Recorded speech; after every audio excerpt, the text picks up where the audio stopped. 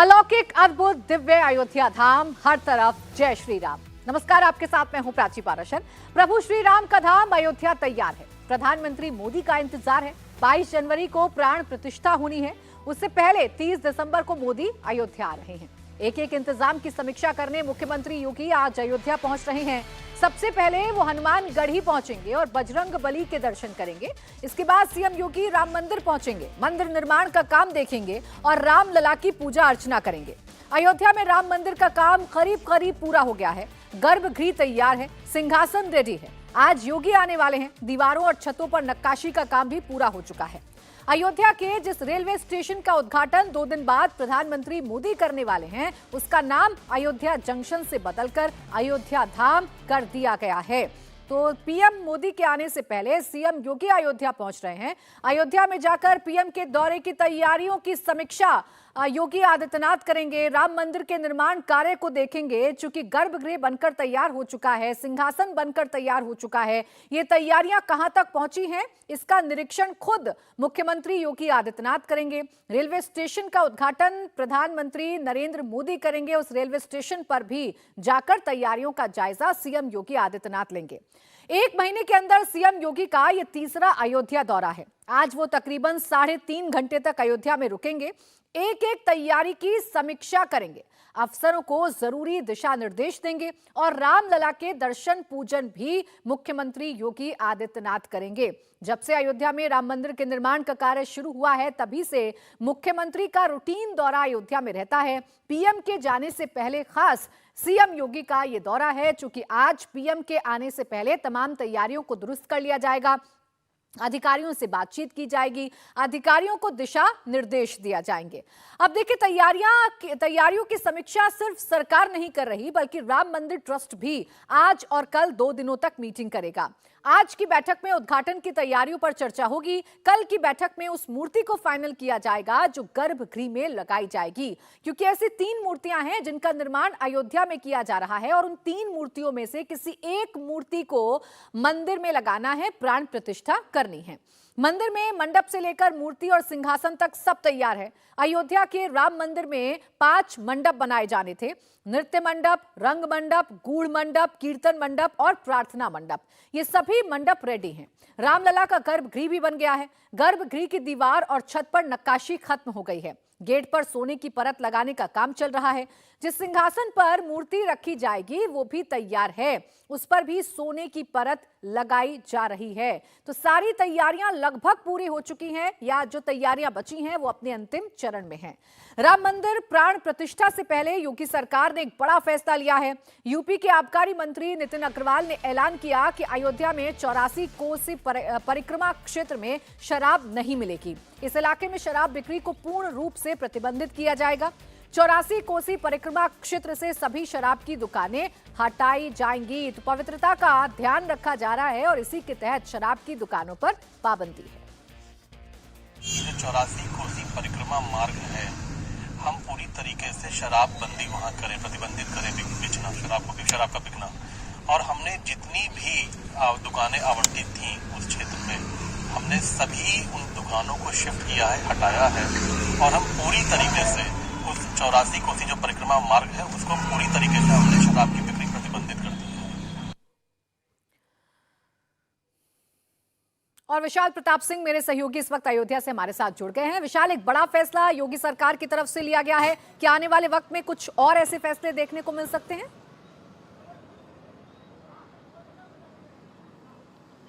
प्राची, देखिए, अब से कुछ देर पहले यह ऐलान हो चुका है सरकार की तरफ से कि 84 कोसी जो परिक्रमा मार्ग है अयोध्या में, उसको पूरी तरीके से मदिरा निषेध किया जाएगा। और पहले से ही किया जा चुका है। जो पूरा मंदिर निर्माण क्षेत्र है, यानी कि श्री राम मंदिर निर्माण क्षेत्र है, वहां पर पहले से ही मदिरा को निषेध किया जा चुका है। तो ऐसे में जब लगातार यहां पर मुख्यमंत्री आ रहे हैं, तमाम मंत्री आ रहे हैं, सीनियर अधिकारी आ रहे हैं और प्रधानमंत्री नरेंद्र मोदी को 30 दिसंबर को आना है, तो इस बात से प्राची बिल्कुल इनकार नहीं किया जा सकता है कि कुछ ऐसे बड़े फैसले लिए जा सकते हैं, जिसकी घोषणा स्वयं प्रधानमंत्री नरेंद्र मोदी 30 तारीख को या फिर प्राण प्रतिष्ठा के दौरान वो कर सकते हैं। ऐसे में प्रधानमंत्री के आने से ठीक पहले कल शाम भी जो घोषणा हुई है कि अयोध्या जंक्शन का नाम अयोध्या धाम कर दिया गया है और बाकायदा इसका नोटिफिकेशन जारी किया गया है। 84 कोसी पूरी परिक्रमा क्षेत्र में जो मदिरा निषेध का फैसला है वो भी ले लिया गया है। इसके अलावा तमाम जो योजनाएं हैं, परियोजनाएं हैं, इसके अलावा अयोध्या जंक्शन है जिसको कि अयोध्या धाम किया जा चुका है, रेलवे स्टेशन, वहां का भी कायाकल्प पूरा हो चुका है, उसका भी लोकार्पण और उद्घाटन करेंगे प्रधानमंत्री नरेंद्र मोदी। और इसके अलावा श्रीराम इंटरनेशनल एयरपोर्ट का भी उद्घाटन करेंगे, जहां से अहमदाबाद से और मुंबई से डेली डायरेक्ट फ्लाइट आएंगी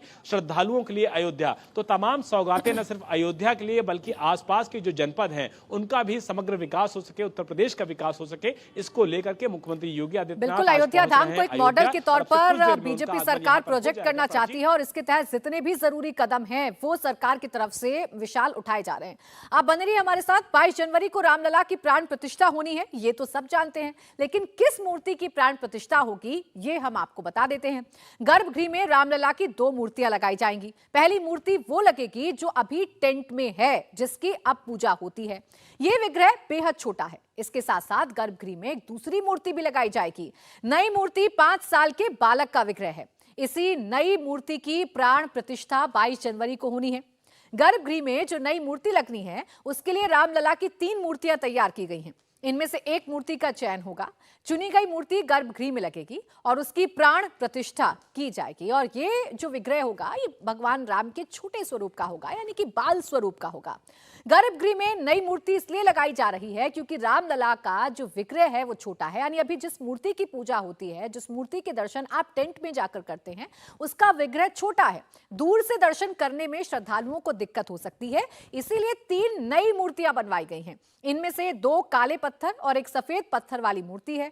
कल मंदिर ट्रस्ट की जो है वो मीटिंग आज भी होने वाली है। गर्भगृह में लगने वाली एक मूर्ति फाइनल कर ली जाएगी और उस मूर्ति को 22 जनवरी को प्राण प्रतिष्ठा के साथ मंदिर में स्थापित कर दिया जाएगा। राम मंदिर के गर्भगृह में लगने वाली रामलला की मूर्ति के लिए एक भव्य सिंहासन भी तैयार किया गया है। 3 फुट ऊंचा और 8 फीट चौड़ा सिंहासन है। 140 स्क्वायर फीट एरिया में सिंहासन बना है। इस पर सोने की परत चढ़ाई गई है। सिंहासन ऐसी जगह पर रखा जाएगा जहां रामनवमी के दिन सूर्य की किरणें रामलला तक पहुंचेंगी। तो तैयारी सिर्फ अयोध्या में नहीं हो रही, बल्कि अयोध्या के साथ साथ पूरे देश भर में तैयारियां हो रही हैं। देश भर के मंदिरों में अयोध्या से कलश पहुंच गए हैं। कलश में हल्दी वाले अक्षत हैं। इन अक्षतों को चावल में मिलाकर बांटा जा रहा है। ये मुंबई के दहीसर बाटला मंदिर की तस्वीर आप देख रहे हैं। यहां भी अक्षतों को चावल में मिलाया गया और कलश यात्रा निकाली गई। मुंबई के इस मंदिर में सैकड़ों किलोग्राम चावल में अयोध्या से लाया गया अक्षत मिलाया गया और राम नाम का जप किया गया।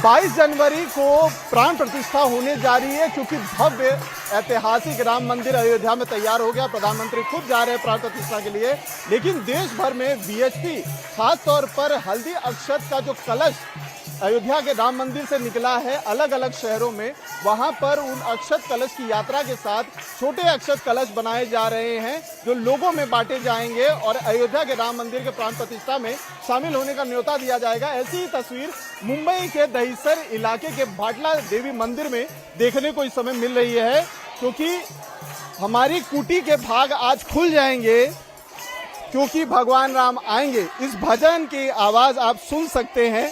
यहाँ पर भजन कीर्तन के साथ जो अयोध्या से अक्षत कलश लाया गया है उसको यहाँ पर आप देखिए एक बड़े बर्तन में और चावल डालकर उस प्रसाद को यहाँ पर डाला गया है और बाद में उस चावल को जो यहाँ पर पहले से डाले गए थे उसको दोबारा से मिलाकर उस हल्दी अक्षत को पूरी तरीके से मिलाया जा रहा है ताकि ये जो अक्षत कलश अयोध्या राम मंदिर से आया था उसे छोटे छोटे कलशों में बांटा जा सके और जो लोग आसपास के इलाके में रहते हैं उन्हें उनके घरों पर जाकर दिया जा सके और उन्हें इस ऐतिहासिक पल में शामिल होने के लिए अयोध्या जाने का न्योता दिया जा सके। एक जो ग्रुप है आप देखें 8 से 10 औरतों की वो यहाँ पर है और दूसरी तरफ भी आपको औरतें दिख जाएंगी जो परात में या हम कहें बड़े बर्तन में चावल जो रखा हुआ है उसमें अक्षत जो अयोध्या से आया था वो यहाँ पर भी डाला गया है और उसको मिलाने के लिए बड़ी संख्या में आसपास दहीसर के इलाके में इस मंदिर के जो रहती हैं वो आई हुई हैं और इस प्रसाद को बनाने में अपना सहयोग देने के लिए आप देख सकते हैं होड़ सी लग गई है। तो देश के कोने कोने में राम मंदिर के लोकार्पण, राम मंदिर में भगवान श्री राम की मूर्ति के प्राण प्रतिष्ठा को लेकर जश्न मनाया जा रहा है। अहमदाबाद के स्वामी नारायण मंदिर का भी अयोध्या में बन रहे राम मंदिर से कनेक्शन है। क्या कनेक्शन है आपको बताते हैं। मुक्ति आंदोलन के दौरान कहां हुआ था पहली शिला का पूजन, आपको निर्णय कपूर की इस रिपोर्ट से समझाते हैं। अहमदाबाद स्थित स्वामीनारायण मंदिर का अयोध्या के राम मंदिर के साथ एक गहरा नाता है। आपको बता दें कि भगवान स्वामीनारायण जो हैं उनकी जन्मभूमि भी अयोध्या ही है। छपैया में उनका जन्म हुआ और बाद में फिर वो अयोध्या में शिफ्ट हो गए परिवार के साथ। इसके अलावा एक और जो सबसे रोचक बात है जो आज की शायद पीढ़ी नहीं जानती होगी, राम मंदिर मुक्ति आंदोलन जब चल रहा था तब जो शिला पूजन कार्यक्रम हुआ था उसकी शुरुआत भी इसी मंदिर से हुई थी, अहमदाबाद के स्वामीनारायण मंदिर से हुई थी जो BAPS संस्थान चलाता है। और इसके तब के प्रमुख स्वामी महाराज जो थे उनके द्वारा पहली शिला का पूजन किया गया था। और क्या थी पूरी घटना, किस तरह से ये पूरा कार्य हुआ और इसके अलावा और क्या क्या ऐसे योगदान रहे हैं इस मंदिर के और आने वाले दिनों में क्या पृष्ठभूमि रहेगी, उस पर हम बात करेंगे। हमारे साथ BAPS संस्थान के प्रवक्ता जो हैं अक्षर वत्सल स्वामी मौजूद हैं। स्वामी जी, सबसे पहले तो मैं ये जानना चाहता हूँ आपसे कि ये हम उस जगह पे खड़े हैं जहाँ राम मंदिर की जो पहली शिला थी उसका पूजन हुआ था और बताया जाता है प्रमुख स्वामी महाराज के हाथों ही वो शिला पूजन किया गया था। और मैं आपसे बात कर रहा हूँ तो मुझे एक बात की इसलिए भी खुशी है क्योंकि आप उस वक्त वहाँ मौजूद थे और शायद आप ही ने वो पूजन करवाया था, आपके माध्यम से हुआ था। तो हम आपसे बेहतर और कौन बता सकता है इस घटना को। जी,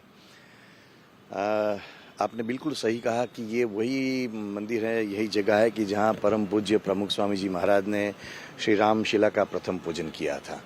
जब श्री राम शिला का प्रथम पूजन होने वाला था तब परम पूज्य प्रमुख स्वामी महाराज बहुत उत्साहित थे क्योंकि उस समय के राम जन्म मुक्ति आंदोलन के सभी अग्रेसर स्वामी चिन्मयानंद जी, श्री अशोक जी सिंघल वगैरह की ये भावना थी, ये इच्छा थी उनकी कि ये जो मंदिर है उसमें परम पूज्य प्रमुख स्वामी महाराज के हस्तों से ये प्रथम पूजन हो। तो उनकी इच्छा के अनुसार पूज्य प्रमुख स्वामी जी महाराज ने ये 1989 में यहाँ रामशिला का प्रथम पूजन किया था। उसके बाद पूरे देश भर में वो आंदोलन चला था। जब ये पूजन जी, मैं एक चीज आपसे जानना चाहता हूँ कि क्योंकि उस वक्त तो परिस्थितियां बहुत विपरीत थी जब आंदोलन चल रहा था, तो क्या कोई अड़चने भी आई रही होंगी उस वक्त, क्योंकि प्रमुख स्वामी महाराज तो तब तक बहुत चर्चित हो चुके थे। जी, परम पूज्य प्रमुख स्वामी महाराज तो बहुत चर्चित और आदरणीय हो चुके थे उस समय। और कुछ लोग ऐसे भी थे कि जिन्होंने प्रमुख स्वामी जी महाराज को ये कहा था कि ये राम जन्मभूमि का जो कार्य चल रहा है उसमें काफ़ी विवाद हो सकते हैं, तो आप रामशिला का पूजन न करें, और करना भी है यदि आपको तो बहुत एकांत में, किसी को भी जान पहचान न हो इस तरह से आप करिए। लेकिन प्रमुख स्वामी जी महाराज ने कहा था कि नहीं, ये तो हमारे स्वाभिमान का, हमारी धार्मिक आध्यात्मिक परंपरा का एक बहुत अनुपम अवसर है और किसी भी हाल में हम तो इसकी पूजा करेंगे। और प्रमुख स्वामी जी महाराज को ये भी कहा गया था, स्वामी जी सरकारें इस विषय में कुछ अलग सोचती तो आप क्यों उसमें घसीटे जा रहे हैं। स्वामी जी ने कहा कि इसमें घसीटने का सवाल ही नहीं है, ये तो एक हमारा एक आंतरिक भावना का, भक्ति भाव का विषय हम करेंगे। और तो राम मंदिर बनने से अयोध्या भी बदली बदली नजर आ रही है। अयोध्या का माहौल बदल चुका है। 22 जनवरी का इंतजार हो रहा है। अयोध्या कितनी बदल गई है ये आप खुद साधु संतों से सुनिए। अयोध्या में इतने साल से आप लोग यहाँ रह रहे हैं, कितना बदलाव आया है यहाँ पे? अयोध्या बहुत बदलाव आ गया है। पूरी अयोध्या जो है नई बदल गई है। अयोध्या का वातावरण बदल गया है, अयोध्या का सौहार्द बदल गया है, अयोध्या की स्मृतियाँ बदल गई हैं, अयोध्या के लोग बदल गए हैं। पूरा राम राज्य की स्थापना अयोध्या में हो गई है।